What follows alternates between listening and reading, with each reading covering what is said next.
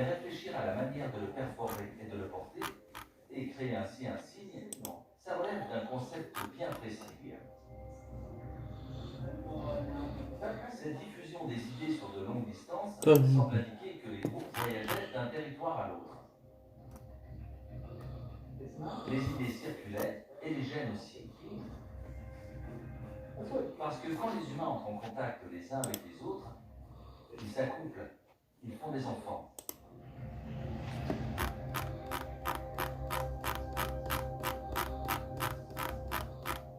Les populations se mélangent.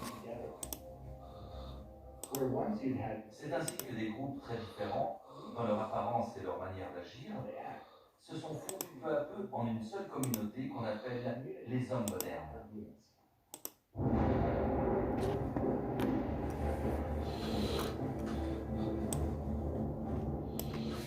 Au cours des millénaires, les importantes variations climatiques ont affecté les déplacements des hommes préhistoriques. Aux mauvaises périodes, l'Afrique était tellement aride que le Sahara devenait une barrière infranchissable. Mais lorsque le climat se faisait plus clément, les déserts disparaissaient.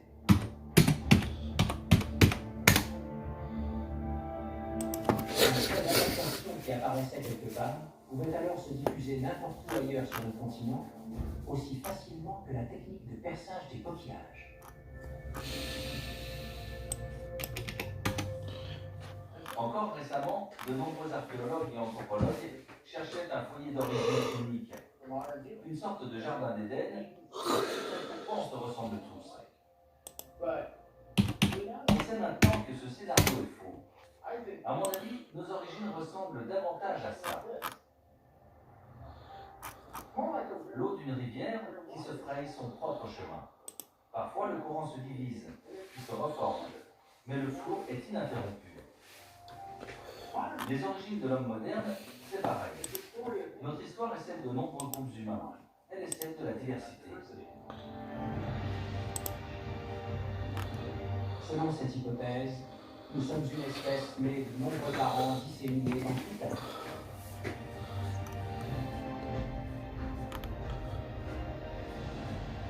Nos racines sont bien plus entremêlées que nous ne l'imaginions.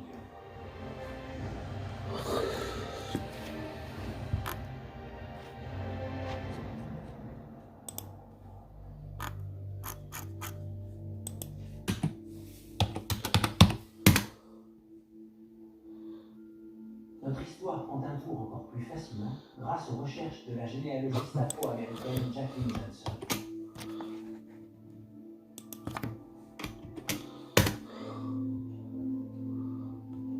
Cette scientifique se passionne pour les origines de son arrière-arrière-grand-père, Albert Perry, inscrit sur les registres du recensement de 1870 comme esclave affranchi de Caroline du Sud. Il est indiqué ici qu'il a 43 ans. Il est donc né vers 1827. Lui, c'est mon arrière-grand-père, Clyde. Il n'avait que 3 ans. Suivant recensement, et le premier où les esclaves sont répertoriés avec leur nom de famille. Avant ça, ils étaient essentiellement considérés comme la propriété de quelqu'un.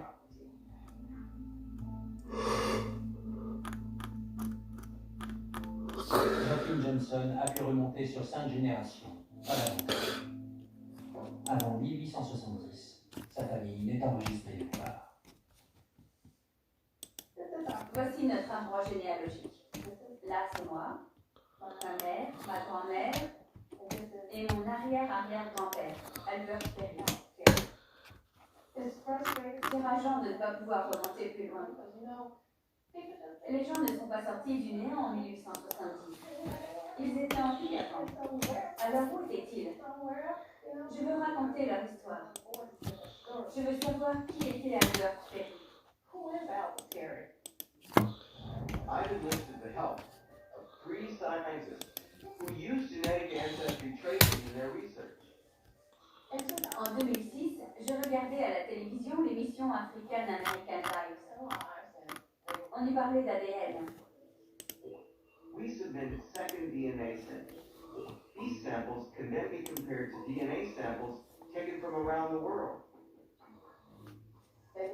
On disait aux participants, vous êtes liés à tel groupe au Liberia, à tel groupe au Nigeria. J'ai compris que je tenais la solution, que je pouvais analyser mon propre ADN pour découvrir d'où ma famille était originaire en Afrique.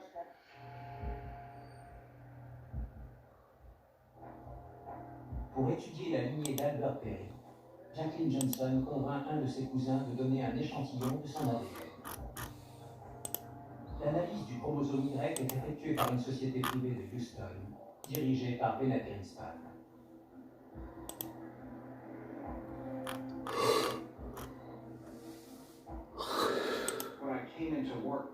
Quand je suis arrivé le matin, les techniciens qui avaient travaillé sur l'échantillon pendant la nuit étaient surexcités.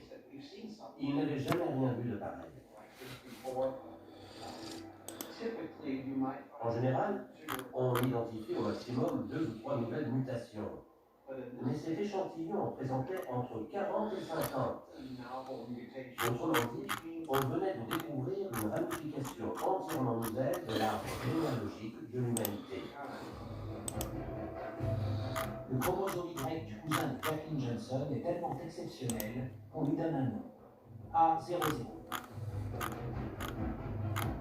Des généticiens cherchent une équivalence parmi les milliers d'échantillons de leur base de données.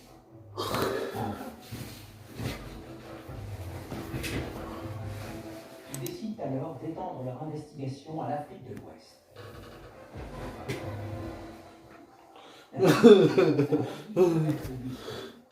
Dans le village de Bethléem, dans l'ouest du Cameroun.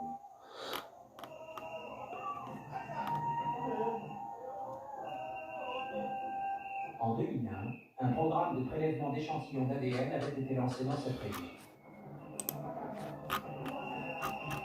L'étude comparative effectuée en 2012 révèle que 11 hommes du village sont porteurs du chromosome A00. Il est impossible de les identifier, étant donné que les tests étaient anonymes. Bonsoir, c'est un temps plutôt chaud et beau pour votre week-end, même si l'anticyclone donne des signes de faiblesse sur les côtes de la Manche. On voit ça sur cette image. Demain après-midi, l'évolution vient de ce temps. On retrouve quand même de belles éclaircies de la Bretagne jusqu'au Nord-Pas-de-Calais, donc sur les côtes de la Manche, avec un vent de 40 km/h.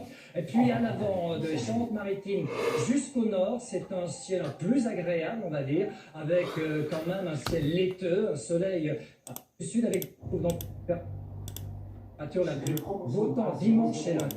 Je vous laisse avec pour les Alpes du Sud, mais c'est vraiment du beau temps. Pour les Alpes du Sud, pour les Alpes, pour les Alpes, pour les Alpes, pour les Alpes, pour les Alpes, pour les Alpes, pour les Alpes, pour les pour les pour les Alpes du Sud, mais c'est vraiment du beau temps. Voilà, je vous laisse avec l'éphéméride. On fait les Aristides perçoivent des averses orageuses sur les Alpes du Sud, mais Strasbourg, l'évolution pour les 2 jours à venir, eh bien, pour vers la Lorraine, La théorie scientifique d'altitude, eh bien, écoutez ça, l'éphéméride, on fait les Aristides perçoivent jamais analysé. à venir, eh bien, écoutez ça, vraiment, ça. Et c'est là tout l'intérêt de cette découverte. On sait désormais que l'humanité est apparue bien plus tôt que ne le pensaient les scientifiques depuis des années. Jusqu'à il y a peu, le lignage de notre espèce semblait clairement établi. Chaque homme sur Terre pouvait se réclamer d'un ancêtre commun, d'un génétique. Et chaque femme descendait de l'ère génétique. Homo 1 à 195 millions, ce qui en fait le fossile le plus ancien jamais découvert. À Jebel-Irhoud vivait le précurseur de l'homme moderne. L'apparition du chromosome A00 remonte cependant encore plus loin, puisque l'ADN qu'il contient est vieux de 338 000 ans. De quoi remettre en cause la date de naissance de notre espèce, Homo sapiens.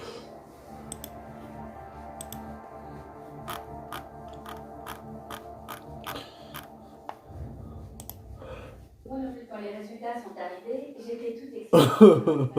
Son nom était entré dans l'histoire. Vous vous rendez compte? Un esclave inconnu qui était la propriété d'un autre homme qui devient tout à coup célèbre dans le monde entier. Il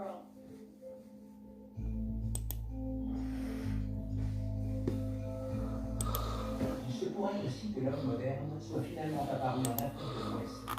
Mais pour le prouver, les généticiens vont devoir analyser davantage d'échantillons d'ADN.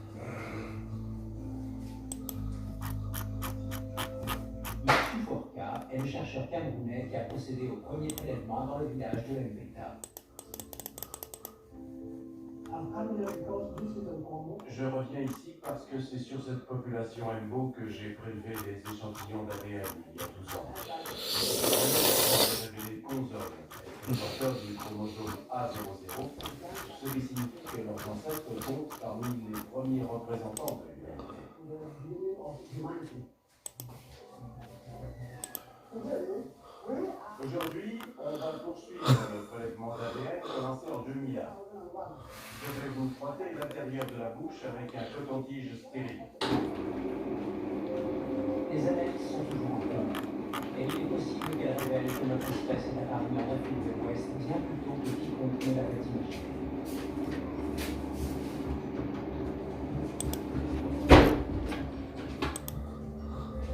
Mais il existe peut-être une autre explication à l'ancienneté du A00. Ce n'est pas nous qui avons développé ce chromosome. Il nous a été transmis par une espèce humaine bien plus ancienne.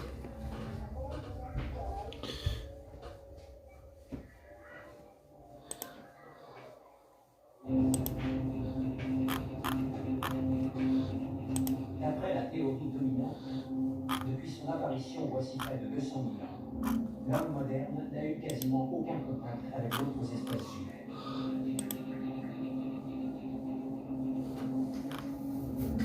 Et si cette théorie se trompait?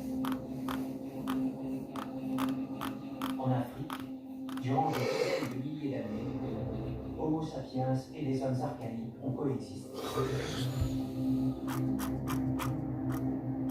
Et ils étaient génétiquement assez proches pour se transmettre leur ADN.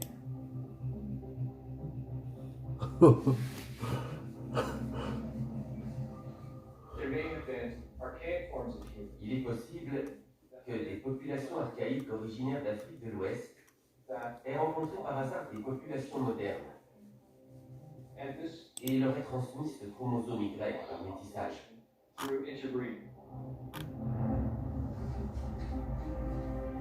L'idée est qu'Homo sapiens a continué de s'accoupler avec des espèces archaïques, héritant ainsi d'une partie de leur ADN.